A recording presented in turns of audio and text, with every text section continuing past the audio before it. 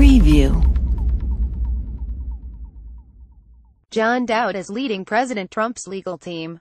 Brendan McDermott, Reuters, Washington. President Trump's personal lawyer on Wednesday forwarded an email to conservative journalists, government officials and friends that echoed secessionist Civil War propaganda and declared that the group Black Lives Matter has been totally infiltrated by terrorist groups. The email, forwarded by John Dowd, who is leading the president's legal team, painted the Confederate General Robert E. Lee in glowing terms and equated the South's rebellion to that of the American Revolution against England.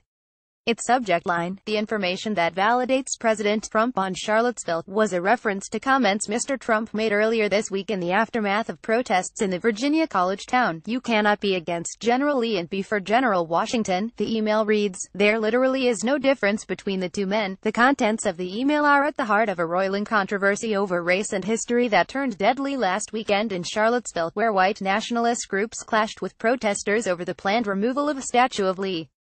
An Ohio man with ties to white nationalist groups drove his car through a crowd, killing one woman and injuring many others, authorities say. In a fiery news conference on Tuesday, Mr. Trump blamed both sides for that violence. He said many of those who opposed the statue's removal were good people protesting the loss of their culture, and he questioned whether taking down statues of Lee could lead to monuments of Washington also being removed. His words were widely criticized in Washington but were praised by white supremacists, including a former Ku Klux Klan leader. Mr. Dowd received the email on Tuesday night and forwarded it on Wednesday morning to more than 24 recipients, including a senior official at the Department of Homeland Security, the Wall Street Journal editorial page and journalists at Fox News and the Washington Times. There is no evidence that any of the journalists used the contents of the email in their coverage. One of the recipients provided a copy to the New York Times. A portion of the email that John Dowd, President Trump's personal lawyer, forwarded to conservative journalists, government officials and friends. "You're sticking your nose in my personal email," Mr. Dowd told the Times in a brief telephone interview. "People send me things. I forward them." He then hung up. The email's author, Jerome Ullman, runs several websites alleging government conspiracies and arguing that the FBI has been infiltrated by Islamic terrorists. He once unsuccessfully sued the State Department for $900 million over claims of discrimination. Mr. Ullman's email said that Black Lives Matter, a group that formed to protest the use of force by police against African Americans, is being directed by terrorists. Mr. Ullman blamed the group for deadly violence against police last year in Texas and Louisiana. The email's comparison of secessionists to the nation's founding fathers echoes an early Confederate rallying cry, said Judith Giesberg, a Villanova University historian and editor of the Journal of the Civil War Era.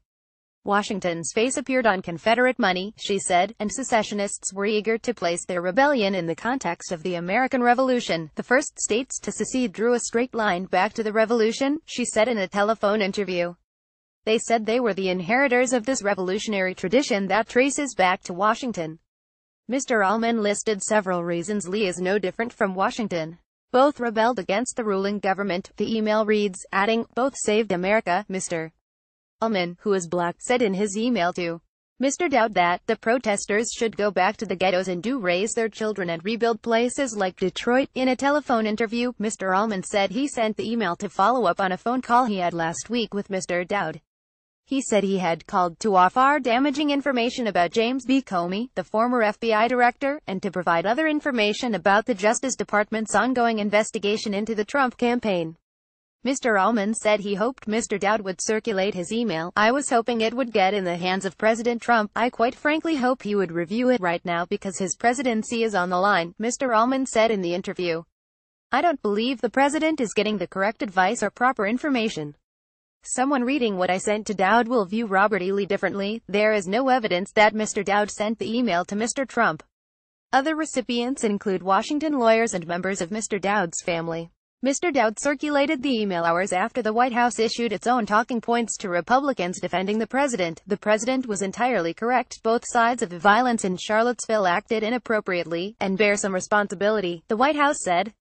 Those talking points, circulated on Tuesday night, did not address Mr. Trump's comments about Lee and Washington. The email that Mr. Dowd forwarded, however, issues a full-throated endorsement of those comments. It declared that Lee saved America by opting to surrender rather than launch guerrilla attacks in the final days of the Civil War. Professor Giesberg said it is true that Lee rejected such tactics, but his decision did not save America. It's like a history I don't even recognize, she said. In an interview, Mr. Ullman said he is not a Republican and that he does not reflexively support Mr. Trump. I'm against racism, he said.